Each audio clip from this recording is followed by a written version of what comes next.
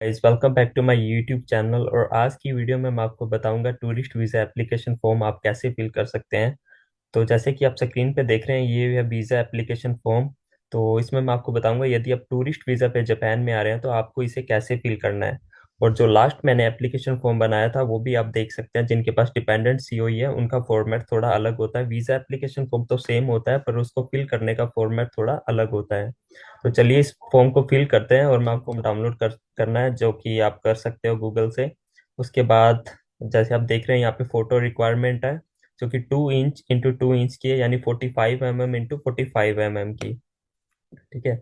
उसके बाद सबसे पहले आपके पास आता है सरनेम। जो आपका सरनेम है आपके पासपोर्ट के अंदर दिया गया, आपको वो फिल करना है। जैसे मेरा सरनेम है अरोड़ा, तो मैं इसमें अरोड़ा फिल करूंगा। और उसके बाद आपके पास सेकंड ऑप्शन है given and middle name as shown in your passport. जो आपके पासपोर्ट के अंदर आपका नाम है, जैसे मेरा नेम पुलकित है तो मैं यहाँ पे पुलकित फिल करूंगा। उसके बाद आता है अदर नेम। यदि आपका कोई और नेम भी पासपोर्ट के अंदर मेंशन है तो आपको वो मेंशन करना है। यदि नहीं है तो आपको यहाँ पे मेंशन करना है नॉट अवेलेबल। उसके बाद आता है आपका डेट ऑफ बर्थ। लिख दिया था, पहले आपका डे आएगा, फिर मंथ आएगा, फिर इसमें ईयर आएगा। ठीक है। उसके बाद प्लेस ऑफ बर्थ, जो पासपोर्ट के अंदर आपका मेंशन किया हुआ होता है प्लेस ऑफ बर्थ, वो आपको यहाँ पे मेंशन करना है। जैसे मेरा प्लेस ऑफ बर्थ है दिल्ली, तो मैं यहाँ पे दिल्ली मेंशन कर दूंगा, दिल्ली। ठीक है। उसके बाद जो आपकी स्टेट है वो मेंशन करना है और उसके बाद कंट्री मेंशन करना है, इंडिया। ठीक है। उसके बाद आप मेल या फीमेल, यदि आप मेल है तो मेल पे क्लिक कर दीजिए। उसके बाद आप मैरिटल स्टेटस, यदि आप सिंगल हैं, मैरिड हैं, विडोड हैं, डाइवोर्स, तो आपको इसमें से जो आप हैं वो आपको सिलेक्ट करना है। मान लीजिए मैं सिंगल हूँ या मैरिड हूँ, तो यहाँ पे मान लीजिए मैं सिंगल हूँ तो मैं सिंगल पे क्लिक कर दूंगा। उसके बाद आएगा नेशनैलिटी ऑफ सिटीजनशिप।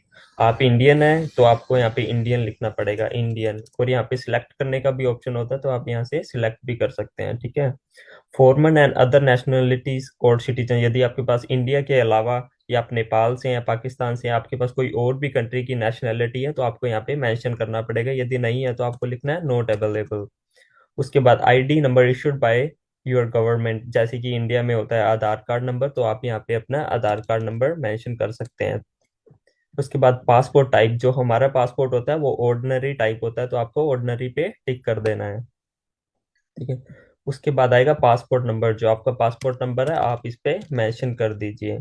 उसके बाद प्लेस ऑफ इशू, जहां से आपका पासपोर्ट इशू हुआ है, मान लीजिए आपका दिल्ली से इशू है तो आपको दिल्ली लिखना है। जिनका चंडीगढ़ से इशू हुआ है उनको चंडीगढ़ लिखना है। ये पासपोर्ट के अंदर मेंशन किया हुआ होता है। उसके बाद डेट ऑफ इशू, मान लीजिए आपका पासपोर्ट इशू हुआ है 20 तारीख की 12वां महीना और 2001, मान लीजिए 2012 को इशू हुआ है। उसके बाद डेट ऑफ एक्सपायरी भी आपको यहाँ पे मेंशन करनी पड़ेगी। जो भी आपकी डेट ऑफ एक्सपायरी है वो पासपोर्ट के अंदर मेंशन की हुई होती है।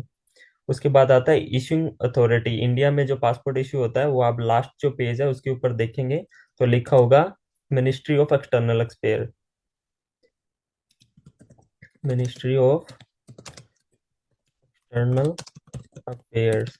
ठीक है। आप स्पेलिंग्स वगैरह आप देख लेना, उसके अंदर जो करेक्ट होगा वो आपको लिखना है। Purpose of visit to Japan, आप टूरिज्म के लिए आ रहे हैं तो आप लिख सकते हैं एज अ टूरिस्ट, टूरिस्ट के लिए आ रहे हैं। उसके बाद initial length of stay in Japan, आप कितने दिन के लिए वहाँ पे जापान में रुकना चाहते हैं। मान लीजिए आपने 20 डेज का प्लान किया है तो आप यहाँ पे लिखिए 20 डेज।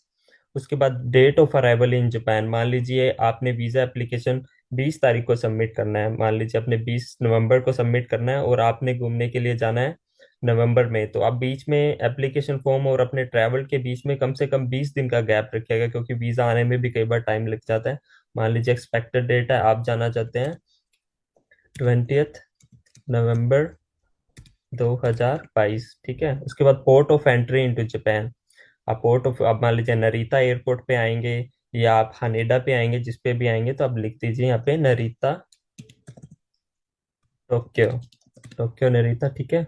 उसके बाद नेम ऑफ शिप और एयरलाइन, आप एयरलाइन यूज करेंगे तो आपको लिखना, मान लीजिए आप एयर इंडिया से आ रहे हैं तो आपको एयर इंडिया मेंशन करना है यहाँ पे।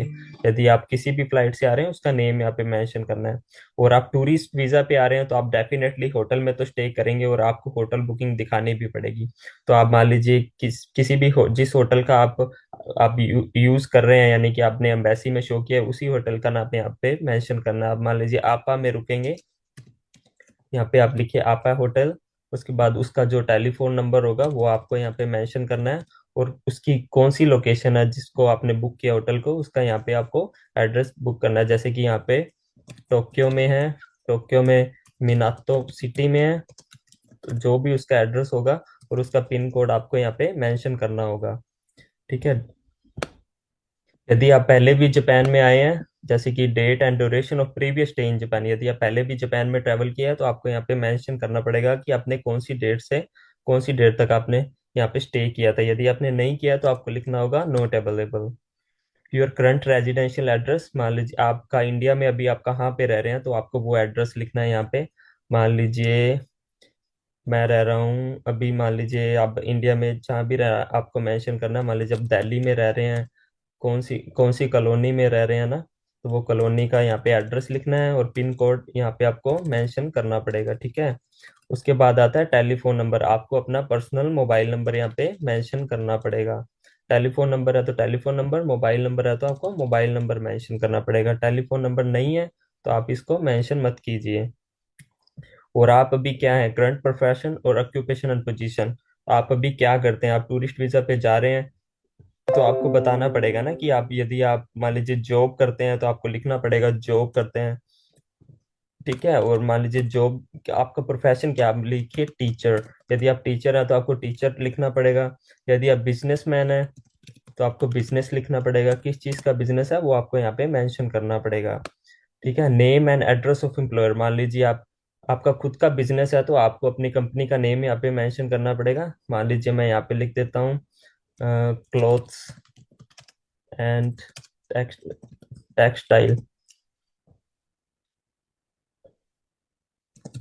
टेक्सटाइल का बिजनेस है तो आपको यहाँ पे टेक्सटाइल, और आपको अपनी कंपनी का टेलीफोन नंबर यहाँ पे मेंशन करना है और कंपनी का एड्रेस यहाँ पे आपको मेंशन करना है। और मान लीजिए आप जॉब करते हैं तो आप किस कंपनी में जॉब करते हैं तो आपको वो यहाँ पे नेम मेंशन करना होगा कंपनी का। उसके बाद वहाँ पे उस कंपनी का टेलीफोन नंबर आएगा और कंपनी का एड्रेस आएगा यहाँ पे। ठीक है। उसके बाद जो नेक्स्ट पेज आता है कि पार्टनर और प्रोफेशन, ये इसको नहीं फिल करना है, यहाँ पे जो स्टार लगा होता है वो कंपलसरी नहीं होता है। गारंटर और रेफरेंस इन जापान, यदि आपके पास किसी का इनविटेशन लेटर है या आपका कोई गारंटर है जिसने आपको इनविटेशन भेजा है तो आपको यहाँ पे उसका नेम, एड्रेस और telephone number, date of birth, क्या उसके साथ रिलेशन है वो फिल करना है। यदि आपका ऐसा कुछ भी नहीं है, आप टूरिस्ट वीजा पे जा रहे हो तो डेफिनेटली आप होटल बुकिंग ही प्रेफरेंस करेंगे ना, तो आपको इसको कुछ भी नहीं करना है, नोट अवेलेबल लिखना है आपको। उसके बाद ये इस पे भी नोट अवेलेबल, ये सेम ही होता है तो इस पे भी नोट अवेलेबल लिखना है। उसके बाद आता है आपके पास remark special circumstances if any, उसके बाद आता है हैव यू एवर, यदि आप किसी क्राइम में यदि आप इन्वॉल्व हुए हैं आप इंडिया में तो आपको लिखना है, यदि हुए हैं तो आपको बताना पड़ेगा, नहीं हुए तो नो। उसके बाद आप कभी भी किसी कंट्री के अंदर आपको कोई जेल वगैरह या ऐसा कुछ कुछ क्राइम किया है तो नो। उसके बाद आएगा कि आपको किसी भी कंट्री के द्वारा आपने यदि ओवर स्टे किया है या आपको वापस भेज दिया अगर है तो आपको लिखना है नो। ये सभी में आपको नो लिखना है। और यदि आपने इसमें से कोई भी एक्टिविटी में आप, यदि इसमें आपने कुछ किया है तो आपको यस भी मेंशन करना पड़ेगा। उसके बाद आएगा कि please tick yes if you have received any sentence even if sentence was suspended, यदि आपको कुछ भी आपने कोई क्राइम किया तो उसके बारे में आपको यहाँ पे मेंशन करना पड़ेगा कि आपने क्या किया, उसको एक्सप्लेन करना पड़ेगा। तो उसके बाद I hear bye declare that the statement given above is true and correct, जो भी आपने ऊपर स्टेटमेंट्स लिखी हैं कि वो सारी सत्य हैं और कुछ भी उसके अंदर गलत नहीं है। उसके बाद डेट ऑफ एप्लीकेशन, इसको आप जो जिस डेट को आपने एप्लीकेशन फॉर्म फिल किया उस डेट को भी भर सकते हैं। मान लीजिए मैंने 10/11/2022 को फिल किया। उसके बाद यहाँ पे सिग्नेचर ऑफ एप्लीकेंट, तो आप यहाँ पे जब आप इसको फॉर्म को प्रिंट कर लेंगे तो आप बाय पेन भी इसको आप यहाँ पे साइन कर सकते हैं। बस यही इतना छोटा सा ही एप्लीकेशन फॉर्म होता है। और यदि आप इसको कंप्यूटर से यानी ऑनलाइन बनना चाहते हैं तो ऑनलाइन भी इसको फिल कर सकते हैं, और यदि आप ऑफलाइन पेन से लिखना चाहते हैं तो पेन से भी लिख सकते हैं। और यदि आप पेन से लिखेंगे तो कुछ बार मिस्टेक हो जाता है तो आपको फिर से नया ऊपर से स्टार्ट करना पड़ेगा ना फिर से। यदि आप ऑनलाइन करेंगे तो आप कुछ भी मिस्टेक होता है तो आप उसको सही कर सकते हैं।